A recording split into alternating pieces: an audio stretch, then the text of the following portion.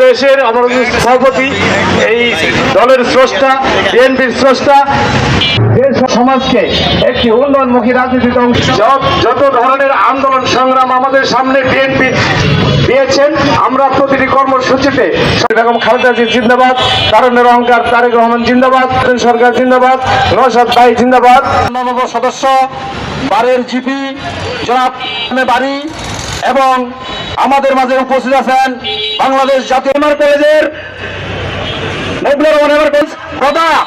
ঠাকুরগা বিপ্লবী সভাপতি জনাব ফেরদৌস রাসেল এবং সাধারণ সম্পাদক আমাদের প্রিয় বড় ভাই ফেরদৌস রাসেল ভাই একই সাথে নেতৃত্ব দিয়েছেন আমার প্রিয় বন্ধু যুব দলের নির্বাচিত সাধারণ সম্পাদক মৃত্যুঞ্জয়ী নেতা নুরুজ্জামান বাবু।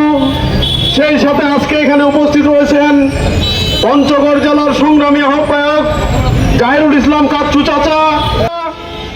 তাদের বুকের রক্ত রাজপথে ঢেলে দিয়েছে, তারা বিভিন্ন সময় জেলে গিয়েছে, বাড়িতে ঘুমাতে পারে নাই, নানা রকম দুঃসময়ে জেলে পুরে তারা অনেক রকম ভূমিকা পালন করেছে।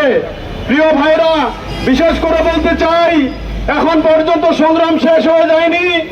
আগামী কয়েক মাসের মধ্যে আজকে যুব দলের প্রতিষ্ঠা বার্ষিকীতে বিভিন্ন থানা থেকে আগত এবং পঞ্চগড় সদর থানার নেতৃবৃন্দ, জেলার নেতৃবৃন্দ যে সফলভাবে আজকে প্রতিষ্ঠাতা পালন করেছেন, বহু ত্যাগ প্রতিজ্ঞা স্বীকার করে সংগঠিত করে যুব দলের আজকে এই র্যালি যারা করেছেন, বাংলাদেশ জাতীয়তাবাদী দল জেলা শাখার পক্ষ থেকে সবাইকে অভিনন্দন, শুভেচ্ছা জানাই। বক্তব্য দেওয়ার কিছু নাই, আমি শুধু একটি কথা বলতে চাই।